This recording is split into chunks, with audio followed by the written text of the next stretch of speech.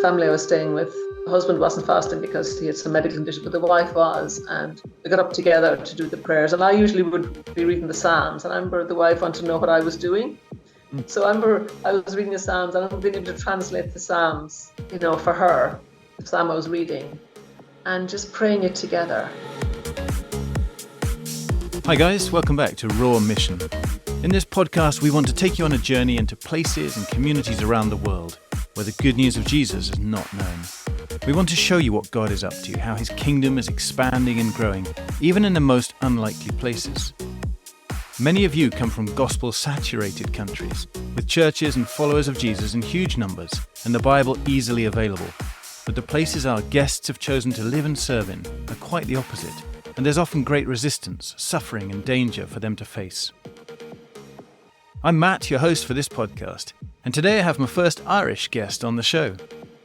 Cate left behind an excellent job in the City of London to follow Jesus to Tajikistan, one of the many Muslim-majority Central Asian countries that used to be part of the Soviet Union. She lived there for 8 years, initially living with a family in a very rural setting for a couple of years, where there was no running water and her bed was a mat on the floor. The first school where she taught was closed down by the authorities. Her first team disbanded, and she heard so many heartbreaking stories from women there who suffered domestic abuse. But she also found great joy in living simply, being an ambassador for Christ, and being part of God's plan for all peoples to know the Saviour. Well, Cate, it's so nice to have you on the show today. Yeah, not only because we go back a few years, but also because you're my first Irish guest on the show. So that's a real joy for me. Really happy about that. Yes, Yeah, that's good. So welcome. And yeah, let's hear some of your background. Where did you grow up, Cate? And tell us, how your sort of professional career developed. Well, I grew up in Ireland, Southern Ireland, and I grew up in a religious family, but I didn't really come to kind of personal faith myself until I was 21 when I was a student in university. And so I met Christians when I was a student. And after about a year and a half, I did make a decision myself to follow Christ. Was that university in Ireland itself? And was it a Catholic home you grew up in or a Protestant home? Yeah, it was in Ireland, in Galway in Ireland, yes. But one thing I loved about those opportunities to go on short-term mission projects at that time. And I ended up going on a project to North Africa, to Algeria one summer. And I always loved the vision the organization had, win the world for Christ. That was always something that I thought was exciting, that it wasn't just thinking about faith in Ireland, but it was looking at the wider world. And I always put my hand up quickly when there was opportunities to go on some of these trips. So I went to North Africa. I think I was only a believer a few years then. And I suppose all the research I did before then, reading about missionaries who had gone to those countries, there was a book called Too Hard for God by Charles Marsh that really impacted me at the time. And, just what it was like to go out to a Muslim country where people were persecuted for their faith. And I still remember some of the stories of what happened to people who became believers, they were just murdered. So I was always impacted by that. And I had a heart to go to the world. But for some reason, it didn't happen. I actually did go into full-time work myself in my own country, in Ireland. But I went on short-term trips a lot of times. I went on a lot of Jesus film projects. So I got exposed to the wider mission world at that time. But then God called me out of Christian work, and I ended up going to London. It was in the 80s. And so I went back into secular work, and my career was in HR. And I worked in the corporate world and loved what I did. I was very actively involved in my church, and I was always part of the mission side of my church. I remember actually when the Soviet Union opened up, I remember going on a project there. So I was always still looking. I remember I came back and I started learning Russian. And I was thinking, maybe this is where God is calling me. But then it wasn't for me, But then I think when I came across your organization, actually, at New Wine one year, I was so excited to meet an organization that just focused on the Muslim world. I was just so thrilled. And I had met people in my church who were actually exploring the Muslim world and went out there and they actually ended up in Tajikistan, the country I ended up in. And I followed every move they were making at that time out there. And they spent, I think, 6 months in my country. Then they went off to other countries. They came back to London and eventually they went to a different country. But they opened up that country to me. And then there was opportunity to go on a prayer walking trip. Yeah, that was the year before I left. I was working then and I went on this trip. And the minute I stepped into the country, I knew this is where I was going to be. Yeah. And I had met a couple who were getting ready to go to that country as well through the organization. And they actually ended up going there for a season. And what attracted me as well, they were a bit older. So like I was at this age, I was 57 when I went overseas. So I was older. But that was another dimension as well. Most people who were going overseas were like in their 20s and 30s. So I was going at a different stage of life. I took early retirement and went overseas. So that's sort of a little bit of background of how I ended up going overseas. That's really good, because I know several folks actually who've gone in their 50s or 60s overseas for the first time. And it's a brilliant stage of life if you can do that. Whether for some people it's because their kids are grown up and they're at university and so on, or others, it's just a good time, like you say, to take early retirement and do something very different. Well, I remember I had a friend as well, a school friend. And in 2010, she died and she had a lot of illness. But I remember at her funeral thinking, I've talked about this for a long time and I've wanted to go. I need to do it soon because, I'm getting older. And so that actually gave me a sense of more urgency as well. And I did explore a few organizations to find out about the overseas mission world. So after my friend died, I sort of started to pursue things more actively. Yeah, it gave you the nudge. I think sometimes we all need a nudge from something or other even to pursue things that we want to pursue, but life just carries on so fast, doesn't it? I mean, we were talking this week about a bunch of guys in their 20s who just struggle with this idea of God's call. How do I make a choice? What if I'm missing something, missing God's will, or missing out on something else? For you, it's just something that grew in you over many years then, it sounds like. And just that short-term visit gave you that opportunity to see, taste, and feel a country and think, this will do. You didn't hear any voice from God, but something here that you liked. And I went to a good church in London. It's quite very white, middle-class church. But I was always picking up Muslims and bringing people along. So I naturally had a heart for people who were a little bit more outside of the mainstream. Yeah. And I had a good friend, actually, Mohammed. He was one of my clients, actually, because I was running my own business for a while. And he almost did an Alpha course in my church, but he didn't. But it was so funny because he wanted to find out more, but he didn't want people to ask him his name because he didn't want to say he was Muhammad because they would have known he was Muslim. Yes. And so for some reason, I ended up talking about faith to people and finding Muslims and just befriending them. Yeah. And I was attracted to that because a lot of people kind of hold back a bit, but I was more drawn towards people from those countries. And there's a handful of people I kind of befriended and brought along. I don't know if any of them became believers, but they heard the gospel and they heard the Christian message at that time. That's when I was living in London. So you had done some short-term trips into North Africa. You'd been to the Soviet Union. And then you end up, over a process and many years, landing in Tajikistan. Now, many of our listeners will just be thinking, oh, yes, the stans, somewhere out there in Asia. But it's pretty hard for a lot of us to think, oh, gosh, what's the difference between all these stans? We have a vague idea that they used to be part of the Soviet Union. Tell us something about Tajikistan and your first impressions, because when we first arrive in a place, that's when we see everything with fresh eyes. I mean, to me, if I'd heard about it a few years before that, I wouldn't have been able to even pronounce the country. I never even heard of the country. So it was one of these new countries that emerged after the Soviet Union. Well, I mean, it was always there, but it wasn't a country that we knew much about. And I always thought I'd be going to more of an Arab country because of Algeria. But then it was like, okay, these are Muslim countries as well. And that was new to me. And I wasn't that drawn to it at first, but when I went there, I just loved the culture. I love the color. I mean, it was a Muslim country, but it's Central Asian, and the women, they dress in colorful dresses. And I just love the difference in the culture. And the part I went to as well, I didn't want to go to, I'd been living in London. I wanted to go to a more rural part. And I ended up going to a smaller town in the north of the country that was very rural. And I remember they were finding accommodation for me. And there was somebody who was looking for a place for me to stay, and I heard that the place is clean, they've got cows, and there's no running water. I remember those three things. Oh, this is going to be interesting where I was living. But I mean, it was just the warmth of people and just the heart they had. I just was drawn towards the people when I went there. And I just loved all the bustle and colour of the place. And it was a hot country as well, so I quite liked being in a warmer country after damp Ireland. And so I just was drawn to it, and I was drawn to the place, and I knew the place, the right place for me to go. I didn't want to be in the capital. I wanted to be in in a more remote part. And there was no foreigners there as well, very few. I think it was only our team that were there.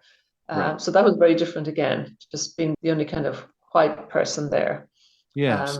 Did you move in with a family, or did you find a sort of... Yes, I lived with, well, I think we always had to start for our bonding time that we would live with a family. But then I stayed on with the family because it wasn't really any place else to stay anyway. And I got on with the family and we connected, and I stayed there for my 2 years. I was in that part of the country. I stayed there with them.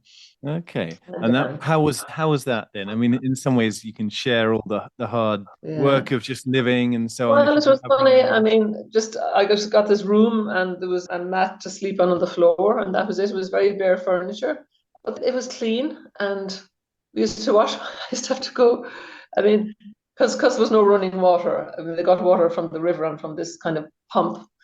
But sometimes when you're washing clothes, it was easier to actually bring your clothes to the river than to carry the water from the river to wash them. So I remember washing clothes, and then we used to go to the river to rinse them out, and it seemed very primitive, but it made a lot more sense than carrying heavy buckets of water. So bringing the clothes and washing them, rinsing them in the river, and that's how the women did their clothes. And just learning how to do that, and to wash mats. They were brought to the river as well. There was a whole season in the spring of them washing all the mats they used to have mats on the floor, and bring them to the stream. There'd always be groups of women there washing mats and bringing them back. And that was kind of exciting. And then as well, we had a cow, and I grew up in rural Ireland, so we had cows when I was growing up. So it felt a little bit like rural Ireland maybe 50 years ago. Okay. What I moved into. And they made fuel from cow dung.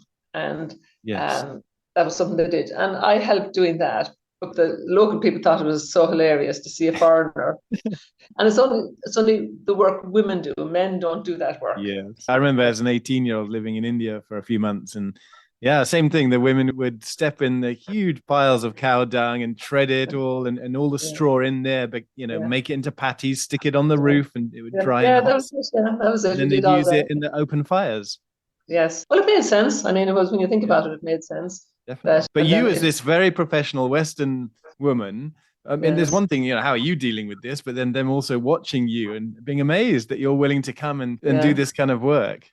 Yes. I remember actually after 2 or 3 weeks after being there, they always had these sort of special parties for different celebrations. And I think the daughter of the house that I was in, she was pregnant, and they had this kind of get together to bless these pregnant girls. And I remember, because I was older as well, I was always sitting with the old women. The older people were sitting in a certain place, round in a circle. And I was always put with these older women. I used to feel like an older woman, but I was. And it was a sign of respect as well. I remember they were chanting over, and they were passing on these bowls of milk and blessing them and saying these prayers out of the Quran over these two girls. And I remember thinking, this is the weirdest thing ever. I have just come from London, working in the city. Exactly. I was in the financial sector, and here am I sitting in this little house, sitting on the floor cross-legged with these old women, and passing on these bowls of milk and blessing these young pregnant girls. It was just such a total different culture change for me.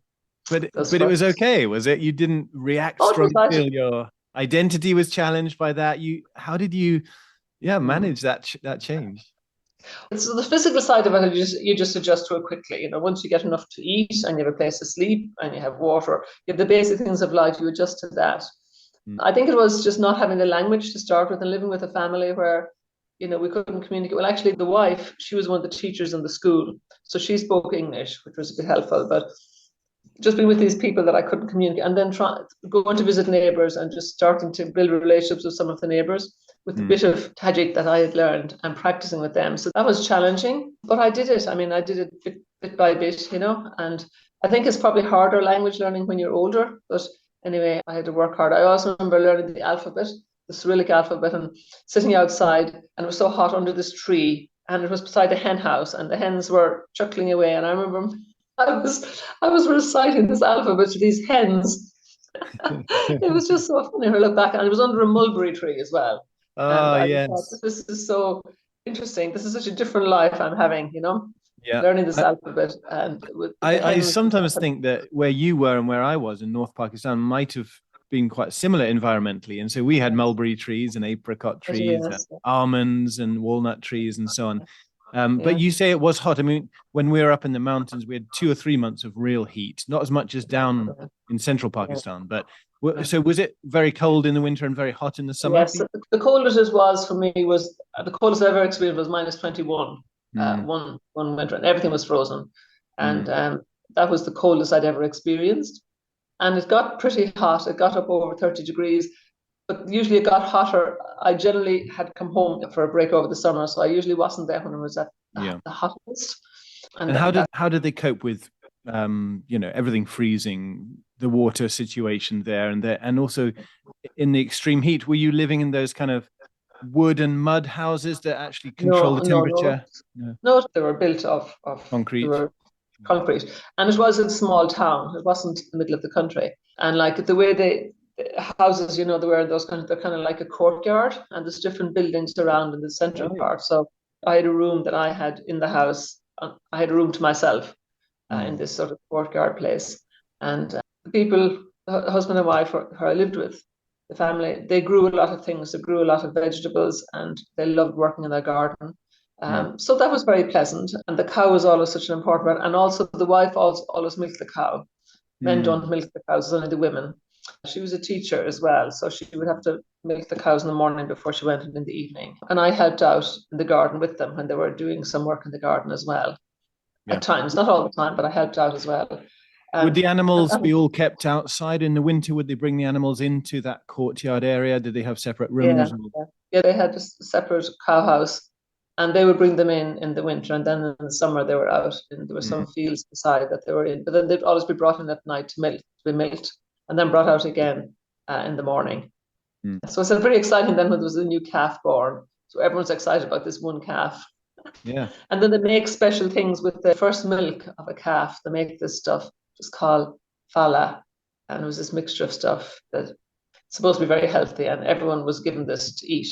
Yeah. But I remember some of my team people absolutely hated it, but you had to politely eat it because it was very special. Was that a challenge for you, living out there and eating different kinds of food?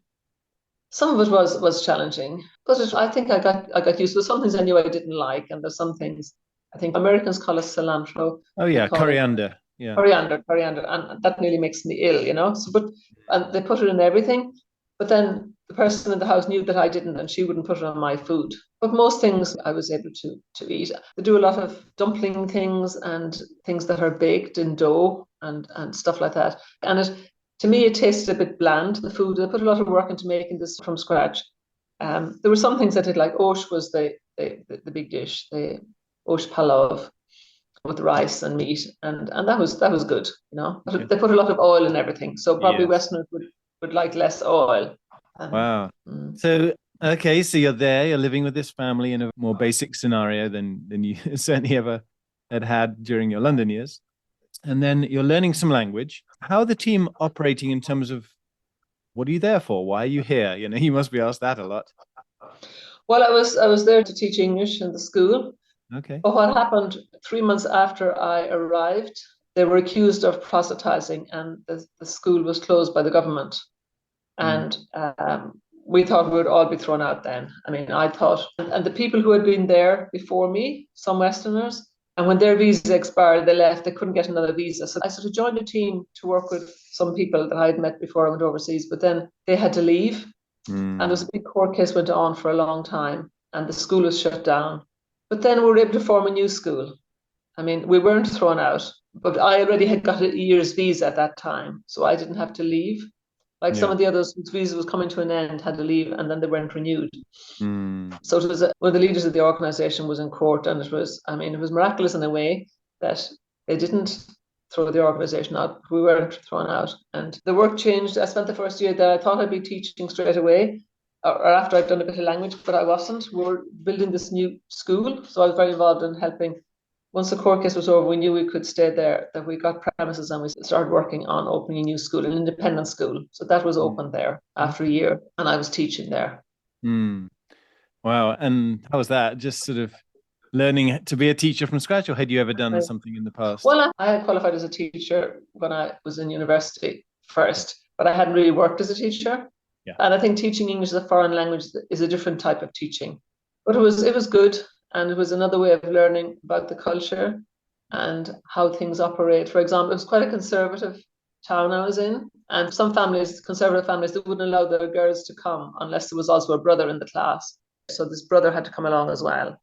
And I had a few times where I had these guys in my class that weren't very good and they were younger, but they had to be there because otherwise their sisters couldn't come. So I remember I had to make a decision, will I accept this or not? Part of me said no, but then I said, okay, I want these girls to be able to learn.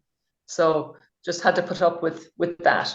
And the girls were better as well. The girls were smarter, but they were better at language, but that was just part of their culture and just respecting the culture they came from. But that wasn't for every family, but for a few families, that was the case. Yeah.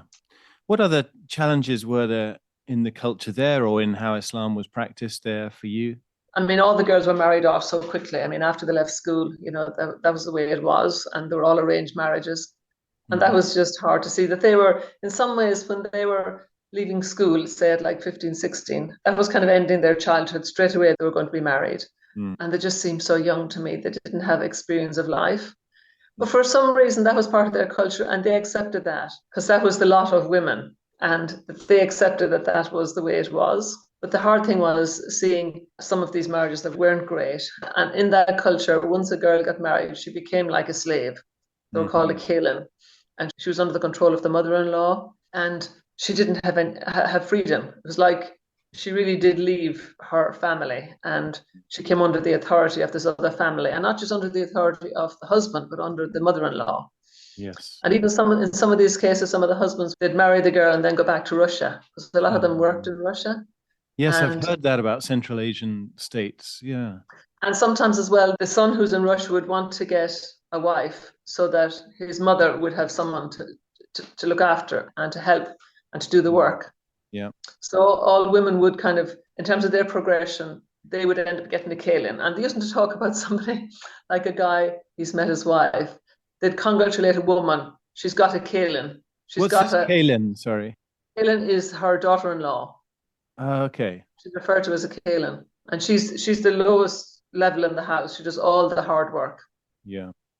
And doesn't have any say. I mean, if she's a good mother-in-law, might be good. But even in the family I lived in, the older mother still lived there and she still controlled everything, even though her daughter-in-law was an adult woman with her own children and grandchildren, which was very hard to see, that women were under this family system. Would the husbands come back from Russia almost to have a baby and then go back home to Russia to work? Well, they would come home. They come home every now and then. And if the Calin got pregnant within a year, that was really good. I mean, that was the goal. And sometimes if women didn't get pregnant, then they could be divorced. And that would happen. Or the husband might get another wife. But I didn't see too much of that. He could have a second wife. But I think I saw more of that when I went to the capital. I didn't see it in the small town I was in first. Hi folks, we have a new way that you could help us out at Raw Mission. Besides writing us a review or giving us a 5-star rating, if these stories that we're sharing are impacting you and encouraging you in your faith and ministry, could you send us a 10 to 20 second audio message? Just tell us your first name, what you like about the show and how God is speaking to you through it, and where in the world you're listening from. We know that we have listeners in about 100 nations, so we'd love to hear from you. Perhaps you could also tell us what your favourite episode has been. You could use one of the free file transfer websites, or just send an audio file to matt@frontiers.org.uk. Thanks guys, and now let's get back to the podcast. But it's just a very different way of life for women. And that was kind of hard to see. And they've no concept of a woman being single. So that was one of the challenges as well, being a single person in the culture. And the first thing people ask all the time is your marital status. And it's a plus if you're married. It's a bigger plus if you have children. And if you don't have, it's always a big issue having to talk about your marital status. So how did you speak into that? And how did you feel about that during those? Sometimes I used to joke about it with some of the women. I mean, these women were so harassed. I mean, I looked so much younger than them because they had such hard lives, working really hard. I used to joke, that's why I look younger. I haven't had all that. So sometimes I used to joke about it. I learned to tell a few stories about it as well, about God's blessing, and that God's will, and they accept that God's will, that's the life God gave me. And I used to use it as an opportunity to talk about spiritual things as well, that I was happy and that I was able to come to their country and do what I was doing because I was a single person. And I think sometimes they envied the freedom I had, or they liked it. But to them, the highest status for them was being married and having children, and that's what they got their meaning from. Yes. That's what they got their value from.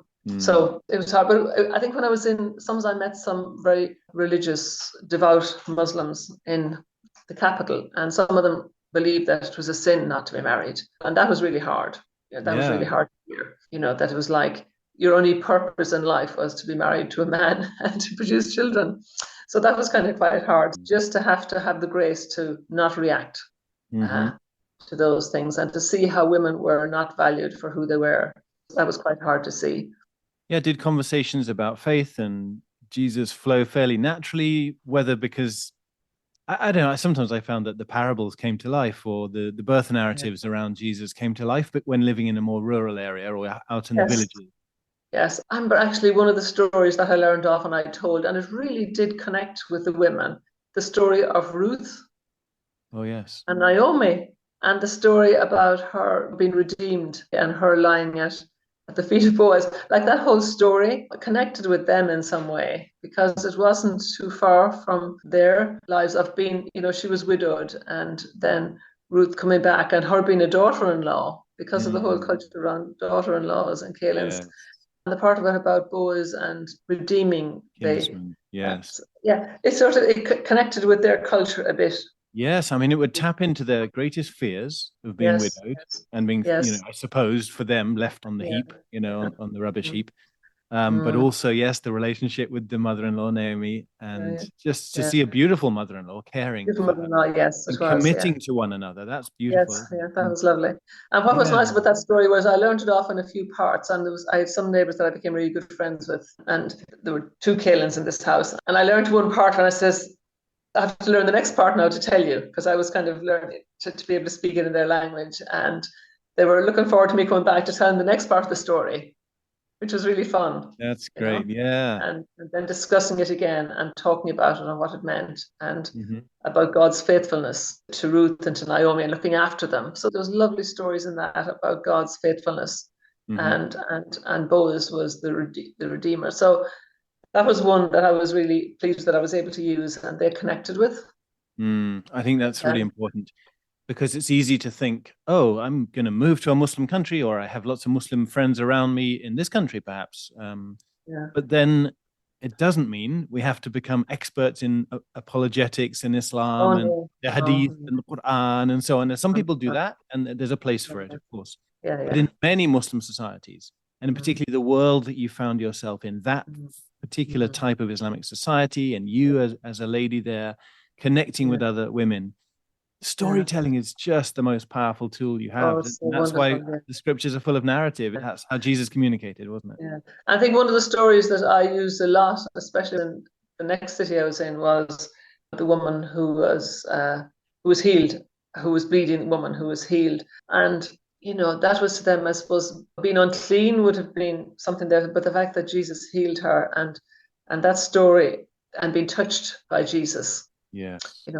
There's some great stories, and the woman caught in adultery. That was another story that was really good one to share in that culture, that we shared. Yes, because these cultures, they value so much honor and shame and the purity and impurity. Islam is, of course, full of that, isn't it? With washings and rituals and so on. And these threads through scripture we often miss when we're in Western societies. So that's brilliant that you found those ways to share. And what you realize as well is that they don't really have big theological questions. Not really. It's just they want to hear stories, and the Bible is so full of just real human stories, and they get that. And women especially, they often don't even know their own Quran anyway. They don't know. They recite prayers that they don't even understand. You don't necessarily have to be going through big theological arguments with people. I think some of my students, maybe there's a few students I had when I was in the capital, and some of them they were quite strong Muslims, and they really wanted to just have arguments about, how great Islam was as opposed to Christianity. And I always just I didn't engage with it because it wasn't helpful for the others. There's one or two who wanted to, and it wasn't appropriate in the context we were in. So especially if you're in class, you have to manage those questions quite carefully. Yeah, this is great. Thank you. You're painting a really great picture of life out there. I can feel it, and yeah, I really imagine some of what you're doing out there. You mentioned the challenges that some of the women out there had to face, and we talked about marriage a little bit. Can you say more about just the women and the men and their relationships and so on, and some of the other challenges the women would face? Any anecdotes or people you encountered who just had really tragic lives, and how you were able Well, I to... think that there's a lot of domestic abuse, and women are beaten by their husbands quite frequently.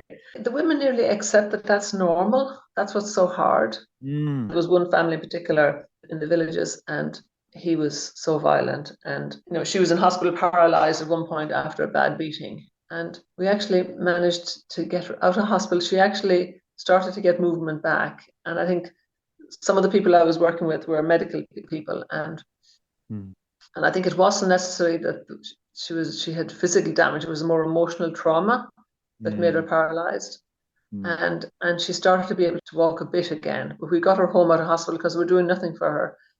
And one of my teammates really helped with massage and stuff. And we went to her house and we prayed for her. And actually, she did start to walk again. And that was really, really exciting. She was so excited that she showed her kids the Jesus film. She wanted them to watch it, that God had healed her. But she also would tell them that she'd pray, she'd do the two together, like Jesus had healed her, but also that the prayers of the mullah had worked too. Interesting. Gosh, and yet she was still coming back to the same husband who had... You don't leave them. And actually, if you ask me one of the stories of him, they used to say that he had a jinn, a demon, but we're used to that. And it manifested itself at one of our meetings. One day when I was visiting, he was there, and they said he was sick, and he was sort of lying in the corner, under a blanket. And always when we visited the village, we would ask, could we pray for the people? But before I pray, can I tell a story? So I started telling the story of the woman with the issue of blood, because I knew that one.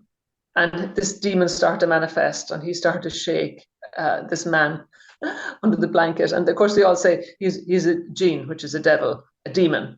And what they do, they start reciting the Quran into his ear. But I had another friend there who was a great spiritual woman, and she was just praying, and she was praying in tongues in one corner. And these people were all reciting the Quran into his ear. And I remember at the time thinking how, because there was a group of family members there, will I tell a story? It just was a little bit more awkward. And I remember afterwards thinking, well, gosh, even just telling God's word and telling the story has power, and yeah. And that was the one time where I saw such very, very direct spiritual opposition going on to us. And that family didn't want us to pray in the name of Jesus. They wanted us to pray, but not pray in the name of Jesus. They were quite religious. Did you say they didn't want you to pray in the name of Jesus? Yeah, they didn't. One of the family members didn't, But sometimes they were so desperate they'd say, okay, you can even pray in the name of Jesus. So that was a family that was... The wife had been exposed to Christianity in the past, and she liked hearing about the stories, but the husband who had the demon didn't. He was a violent man as well. Yeah. And it was very sad. But we were committed to that family, and we went and we visited and we shared God's love, and we brought some light and some hope to her and to the family. And especially when she had these episodes where he was really violent towards her. We were there, but it was kind of hard to see what was going on. And I asked her one time, when did he first hit her? And she said 2 days after they were married, which was really... It is so sad, isn't it? So sad, so sad. Like you say, it's just so sad that it's not acceptable in their minds, but accepted. Accepted, yeah. It's whether it's just because that's what all the husbands do, whether it's because of some other theological teaching they've had, or the text that they're reading, which we're not going to go into now. Gosh, yeah, very sad. What was the state of the church, if at all, out there in the towns, cities, villages that you got to know? We weren't that involved with the local church, and they had to kind of keep quite separate from us as well. And there was obviously local believing community there, but it wasn't really safe for them to associate too much with us. And so we had to respect that. And obviously we knew who they were, but we wouldn't meet up with them, and it wasn't good for them for that to happen. But there are pockets of places where there are people who follow Jesus, and we pray for them. We know what was going on, but we had to sort of just quite discreet how we handle all that, and especially for their protection. not Yes, for because ours. would they all be from a Muslim background, the Yes, emerging church in yes. Tajikistan? There's no sort of indigenous 100-year-old church there or anything like in No, Pakistan. they're not. But they're influenced by folk Islam as well. And then others who would be a lot more fundamentalist Muslims, and they would not accept folk Islam either. And some of the festivals like the New Year, celebrating New Year, and they would only Yes. want to celebrate the religious ones. And we usually would know by looking at women whether they were religious or not. The ones who were very religious, they'd be wearing the hijab and they wouldn't show their arms. But ordinary Tajik women would often not. They might have a scarf on their head, but they could wear short sleeves as well. And we know they weren't devout Muslims in the same way. Okay. Yeah. How did you decide to deal with the clothing yourself there? Did you wear Well, I a think when I scarf was, at when I all? was living, the first place I was living in, I was living in more village life, I would have worn the local dress. And that just fitted. We did that.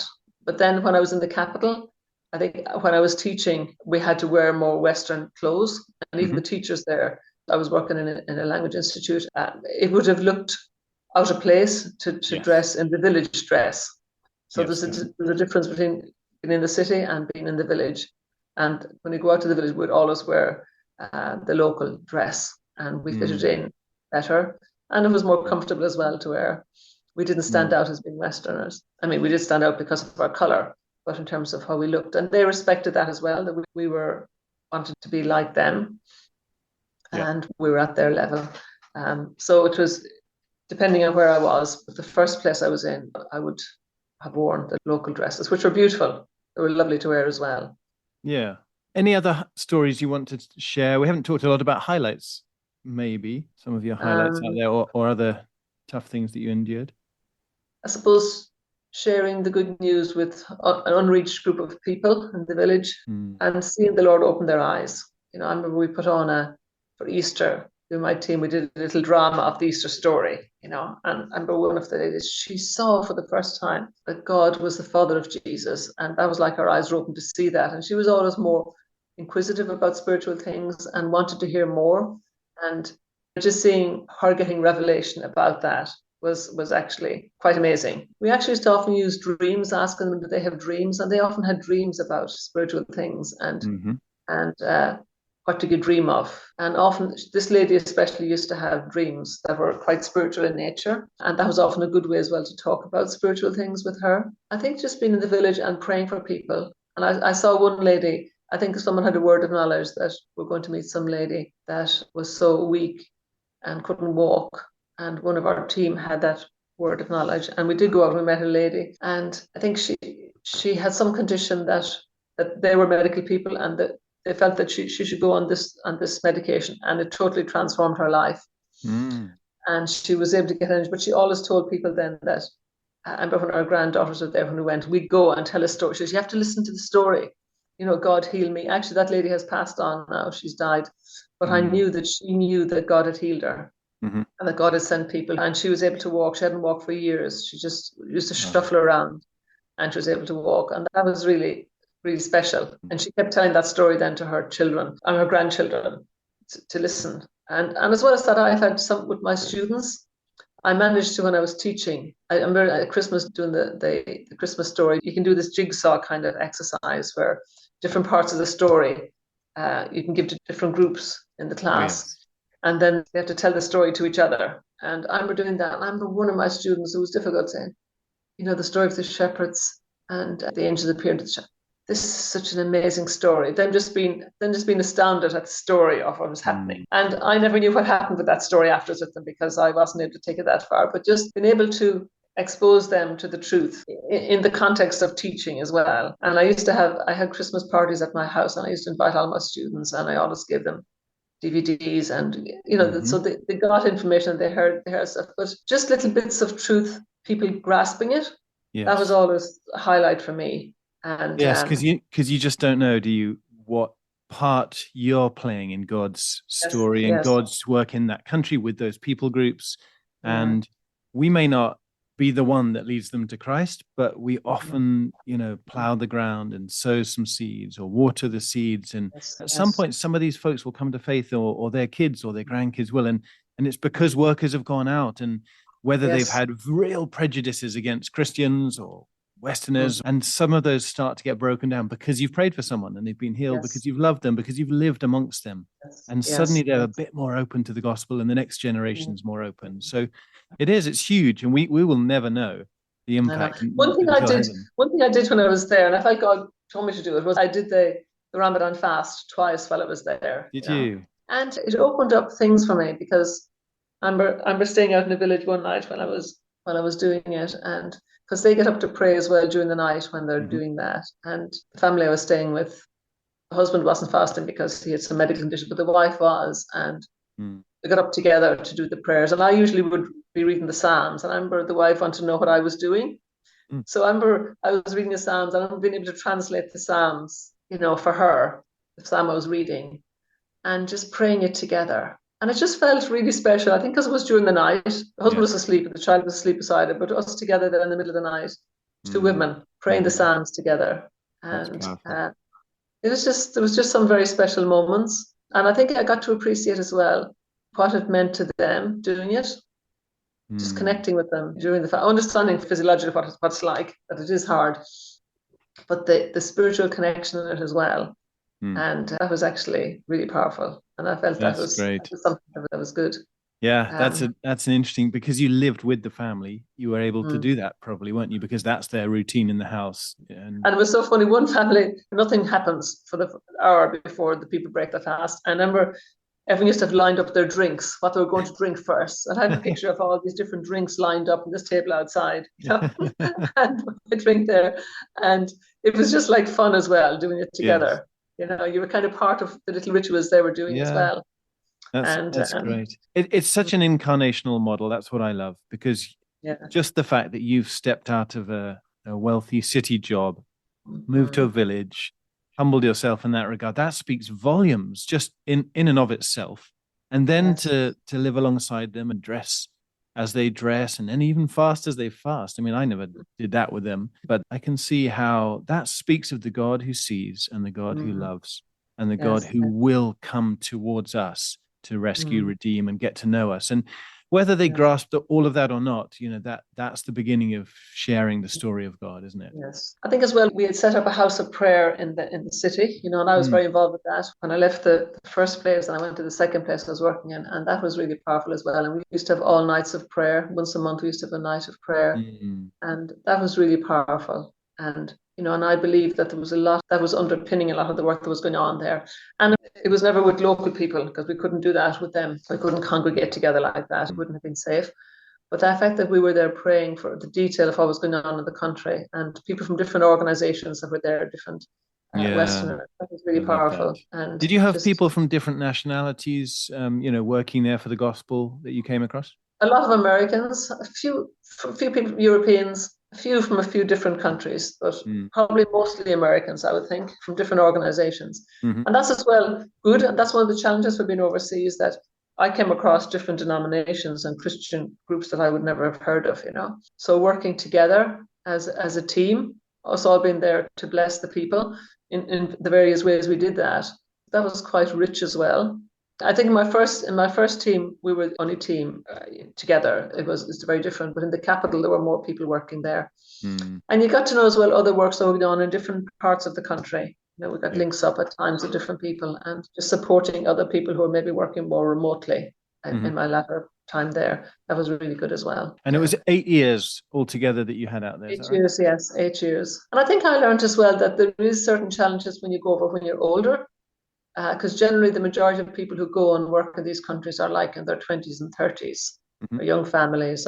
And when you're a bit older when you go, you kind of take on a role that a lot of these younger ones look to you for sort of a little bit of guidance, and that's good. But you have to realize as well that often you cannot be included in things because you're not that generation.